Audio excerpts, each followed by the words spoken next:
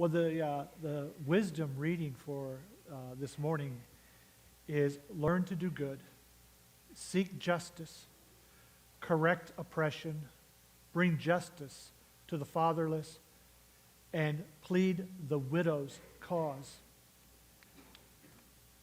God has told you, human being, what is good, and what does the Lord require of you, but to do justice, to love kindness, to walk humbly with your God. So, you've been doing justice work for a long time. Yes? Along with Jean, yes. Along with Jean, okay. And what tradition did you grow up in? What's your background, religious background? My mother wasn't very religious, but she always made sure that I went to church. It was, I think, maybe a societal value. And after the war, we were back in Phoenix, and she began to go to First Presbyterian Church downtown. And I went there all my growing up years. And that experience was one where you would learn stories and you would learn doctrine. How did that set with you? Did you embrace it? At the time I did. And I was thinking on the way over today that also it gave me men in my life because my father had died and then my stepfather died in the war in the Philippines. And so I had a warm community there that included men, which was important. Absolutely. That's a good community experience that reinforced certain values.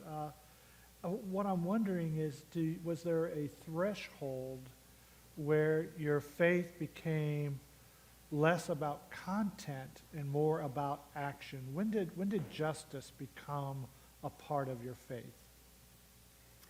Well, I think I always had a sense of rectitude. I didn't like it when things were unfair, even as a child. And I realized as I grew older that dogma had no place in my belief system. That it was action and doing things and being part of the community. So, kind of an internal sense of what's right, what's wrong, sense of fairness, equality, that this is the way life should be. So very early, your karma ran over our dogma. You might say that, but I always felt that the teachings of justice and doing unto others and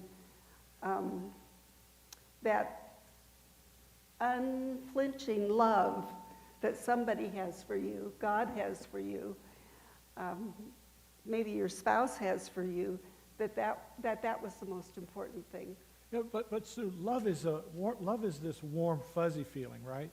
I mean, love is this feeling thing. Help me out here. I don't know what that has to do. Well, but action is love in life. If you're doing things to help others, that's how you carry out how you love people. So if I have warm, fuzzy feelings toward cute little Central American children, that's not enough. No, absolutely not. So what more should we do? And I think this is what your book is about, right? Well, it is. And when Gene and I decided to move to Tucson, he had helped to start No More Deaths. But we decided to move to Tucson after he had retired the second time from Shadow Rock. Yeah. We decided to move there and become more involved. It just became a natural expression of what we believed and what we had been doing. But your work with No More Deaths is almost like the second act of a work of justice with immigration, because your first act of justice with immigration started in the 80s. Is that right? Yes, that's true. Okay. And we worked with Native Americans and in civil rights and a number of other justice-oriented things that were happening in the world, you know, throughout Jean's ministry, Yeah. our ministry. So tell me about some of the most profound experiences and relationships and things in your book. Why should we buy your book? Because part of the money will go to No More Deaths.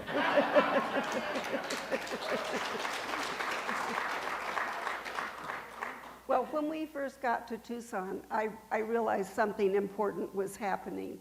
There had been 23 books written about sanctuary, which was in the late 80s, and I felt that this needed to be documented because it is a very, very important part of the history of Southwest at this time. So I started writing probably in 2008, and I just continued to do it, and it seemed a way that I could give back, even though my body was deteriorating. I could sit at the computer, and I could talk to people on the phone, and I could meet with people and get their stories and include it all in the book. So then you have some quotes. Are they from your book? Well, I wanted to tell you a story first. Shadow Rock had been involved with, well, Leanna Rowe led Shadow Rock to be involved with Humane Borders, which was an organization that started in 2000. And they put out tanks of water, and some of you may have gone down with Leanna to help service those water tanks. Who's done that? Raise your hand if you've done that. Raise your hand higher. Yeah, look at you. Yeah, there you are. Okay. Look, several. Yeah, good. Yeah. Good job. Yeah. Is that an example of love in action, Absolutely. not just warm fuzzies? That's right. Okay. And people joining together to do it. Yeah. Anyway, before 2002, I don't know how many of you know who John Fife is, but he and others were the instigator for the sanctuary movement in the 80s that helped Central Americans who were fleeing the wars in Central America to navigate southern Arizona and get into this country. And he was the pastor of Southside Presbyterian Church. Well, he and his assistant pastor, Brandon Wirt, were coming home from a picnic at Bobble Keevry Peak, the campground there, and they came across a migrant by the side of the road. And they stopped and picked him up, and they took him to the church. He was there for about a week, and then he was at Brandon's house for 2 weeks after that. Well, Jean happened to be in Tucson, and Brandon and John told Jean about Jorge. Oh, and Jorge had a note with him because he didn't think he was going to live. It said, "God, forgive me for being in this forsaken desert and abandoning my family, Jorge." So Jean brought Jorge back to Phoenix and put him on the Greyhound bus, and he went to California where he had family. And the next May, he called Brandon's house to wish his wife Happy Mother's Day. And John, after that, said, "We have to do more than just put out water," which is what they were doing with Humane Borders and the water tanks. So it was in 2002 that the Samaritans was started at Southside Presbyterian Church. And then 2 years later, No More Deaths was founded. And the difference between Samaritans and No More Deaths is that Samaritans would go out in the daytime and have a Spanish speaker and a health professional, often a doctor, with them so they could treat the migrants. And No More Deaths was going out, staying out 24/7. We had a camp. Some of you may know Bird Baylor, the writer of children's books and adult essays, and she has property down near Arivaca. And so No More Deaths established a camp there on her property. and have been there 24/7 ever since. And, I mean, this is really a continuum that has started in the 80s. I mean, right now, we see in the news, a narrative, and I'm not saying it's the truth, but there is a narrative in the news of people coming from Central America, being bottlenecked on the border, going outside of the ports of entry because they're not allowed to come in legally, and so there just is in the news over and over again all these different dimensions of this migration story, this human migration story that includes 24 people dying in custody of our government in detention centers, of these caravans of people that are coming, looking for another way of life, looking for something for themselves and their children. We have the story of a humanitarian worker that is now on trial and could receive up to 20 years as of Monday, so tomorrow. They could get a jury decision tomorrow. Do you know this person, and what can you tell me of this person? And really, his story began back in the 80s. Maybe not his story, but the context of his actions being on trial now started decades ago. Right. So what can you Well, say? his name is Dr. Scott Warren, and you may have read about him in the newspaper. He was a woman in Ajo let the No More Deaths and the Samaritans have a building they call the barn. And so they have set it up so that they can house and feed the travelers who are coming there. And Scott was arrested in early 2018 for being there, and they're charging him with harboring and transporting and all those other bad things. And you may remember I said that Jean had transported Jorge from Tucson to Phoenix. Well, that's what one of the things Scott's being charged with. And he did not transport anybody. Scott didn't. We were in the court Monday, and they were trying to show that he had transported the man within Ajo from a service station to the barn, and he didn't actually do that. But that's one of the things the prosecution is trying to prove. So we met his dad about 2 months ago, and when we were there in Tucson on Monday, we saw both his dad and Scott and had a chance to talk with them. And they're doing pretty well, but 20 years is a long time for helping people. And he didn't give them a map, he didn't talk to them about where they were going. He was very circumspect, and the testimony of the migrants supported that they were dropped off at the house, that they went in and were told where the food was, they could see the cots, and they stayed there for a couple of days. And then Border Patrol came in and arrested Scott. Okay. The politics has changed. Can I mention that? Is it okay if we talk politics? No, I'm not asking. Okay, go ahead. Jean was detained in 2008. So, and then we had 2 people on trial, Dan Millis and Walt Staten.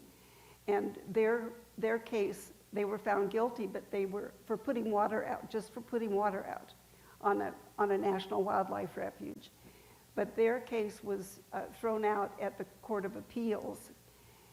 And there hasn't been any court action since then. So No More Deaths had been warned by Border Patrol that they were going to crack down on the migrants and on the humanitarian workers. And so they've changed their regulations, and the head of the Fish and Wildlife in Buenos Aires said, if anybody comes in for a permit that looks like they're from No More Deaths, you get me. You tell me about it. And they were not going to issue permits to No More Deaths to go on to the Cabeza. And I have some maps. I'm going to ask Jean and Cindy to just pass them around. I think I have about a dozen, so if anybody just really wants to keep it, you may. But otherwise, send them around the room. That map shows 2,269 deaths in the desert. That's remains that have been found. There are at least 3 times as many people who have died. And this map just goes through 2012. So another 800 people their remains have been found since this map was made. And if you look toward the left end of it, it's where Ajo is. And Scott, just by himself, or with whoever was with him, has found 18 sets of remains in the Ajo area. He got his PhD at Arizona State University, but decided to study the Ajo area as part of his PhD. And then he and his girlfriend stayed there, and they worked with the Samaritans and with No More Deaths, continuing to try to support the people who are traveling through. You have some more cards. Why don't you share with us? Well, I do. One of the things that Ken asked me about on the phone was about people coming and restorative justice. Avi Chomsky is Noam Chomsky's daughter. She teaches in Salem, Massachusetts, and she's been out to No More Deaths. We've met her. Well, she has a book called 20 Myths about migration, immigration. And in it, she explains that on a global basis, people travel to countries that they know about. They've either been colonized, or the army has been there, or there's been support from that country. And people from India and Pakistan go to England. People from Senegal and Algeria go to France. People from Morocco go to Spain. And of course, people from Mexico and Puerto Rico and Cuba come here. And most of you are old enough to remember the Bracero program that ended in about 1964. Since 1942 to 64, we brought Mexicans into the United States to work. And we still need that labor. So it just makes sense that those people, when they're under pressure, when they don't have enough food, like in Guatemala, they've had a drought for 5 years, and they have to find some place to go to make money to feed their families. So that's we're part of a global migration that's going on right now. Migration, I think that one of the premises that the reason why the immigration system in the United States is broken is because it starts on the wrong premises. And one of those wrong premises, is that migration is an illegal activity, where the right premise is that migration is a natural human phenomenon, that people will move where the food is, they're going to move where the water is, they're going to move where the prosperity is, they're going to move where the safety is, that they're going to move away from famine, drought, they're going to move away from economic oppression and poverty, and they're going to move away from violence. These are all push-pull factors that national, geographic, political borders don't take into consideration. And when you say that border is more important than the human experience, then you have set yourself up for a failed immigration system. That's right. What I'm saying. So right. What do you think? Well, NAFTA was passed in 1994, and in the year after that, over 1 million people lost their farms in Mexico. And that's when this most recent migration from the South started into the United States. Yeah. So, I mean, we had incredible migration movements internally in this country. We had migration from the south to the north. We had migration during the Dust Bowl, east to west. We've had all this migration that has happened. And the push-pull factors, again, were climate, economics, weather, all of those things where people are just looking for a better life. We can understand that internally, even though California did set up roadblocks at one time, not letting people from Arizona go into California, okay?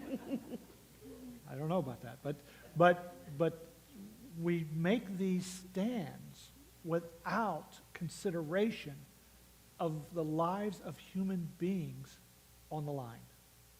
So I hear you saying that is priority. Should be. Should be. Should be. What other quotes do you have? Well, I can quote a little bit from Scott in his trial. He said, "The crisis became real to me in a haunting kind of way. He found bones in the desert, and they were different from dog bones or coyote bones, and he just was so struck by them. He has found 18 sets outside of Ajo, around Ajo, and he found that when he watched a migrant coming toward him, that he would see the migrant and the bones, the migrant and the bones. And it was just so shocking to him, he felt he had to act." During the hearing, Kirkendall, his lawyer, said, "What are you doing spending your whole life helping strangers?" And Scott said, "It feels choiceless. How could you not do that when there are people dying around you? How could you not respond? Everyone who enters the desert will suffer. They have to walk a long, long way to cross the desert, and they'll witness death, either of other migrants or their companions along the way. It's an epic undertaking. You have to put everything you've got on the line in order to make it. It's the hardest thing they've ever done in their lives."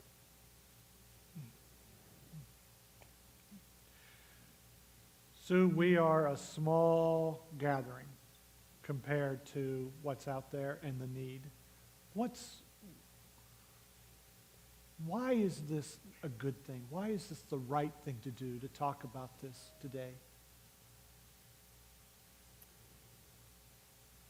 Well, it's in the news. We can't escape it, so we better talk about it. The crisis now with Central Americans is different from what I write about in my book. I tell about the beginnings of the humanitarian response in southern Arizona. And, of course, in Phoenix, too. 42% of Phoenix is Hispanic. Did you have any idea of that? I mean, we don't see them much, do we? They're in other parts of town, or they may be cleaning our houses or be serving in a restaurant.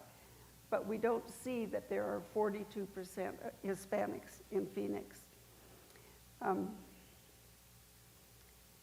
What was I saying? We were talking about the value of this conversation, even though it's within these walls, it's within this small group of people, the value of this. Well, Shadow Rock has a history of being involved in the migration issue. Starting with Liana and those of you who took water down along Interstate 8. But not only that, but Gene McWhorter and Herb,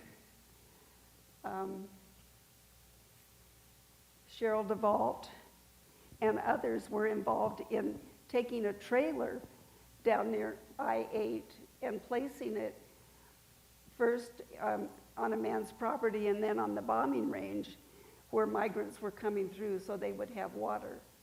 And amazingly, there is a community water station down there along I-8 where people from the community can go get water. And so when they would go down there, they would fill up the water tanks from that water station and then transport it to where they planned to put the tanks to reside for the migrants. And then the cartels got involved, and things started getting shot up and destroyed and moved, and so the project was abandoned.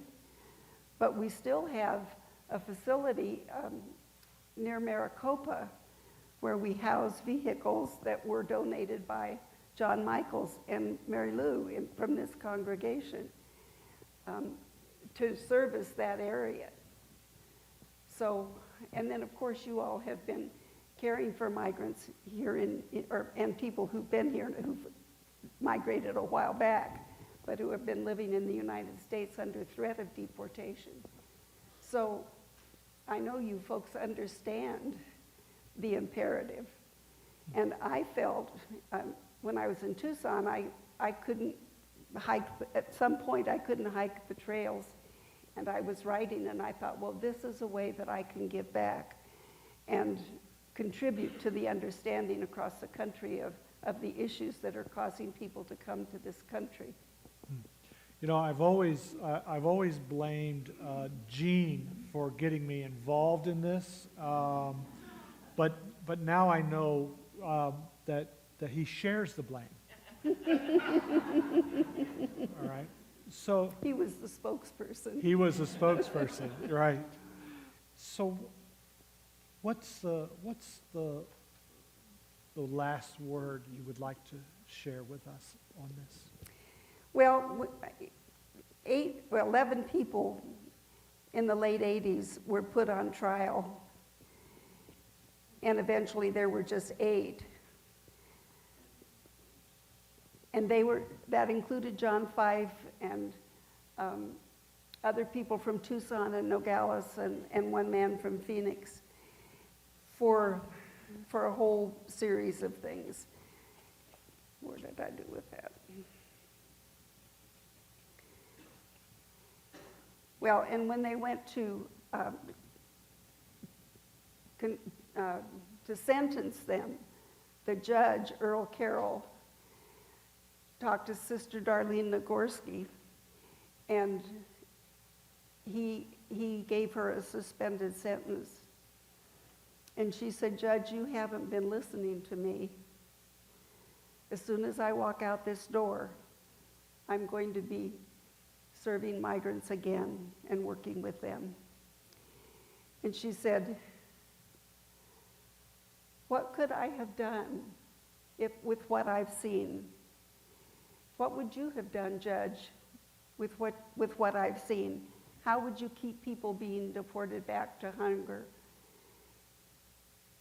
I am a sister of the poor, and I have to serve." I thank you for that. In the 60s, during a civil rights march, a reporter asked one of the civil rights workers, why are you doing this? What do you think will change in our country? And his response was, "I don't do this to change the country. I do this so the country doesn't change me." And so we do our part for humanity to maintain our humanity. And I appreciate you, your work, your history, your legacy. Thank you. Thank you so much. Okay. Thank you. Thank you.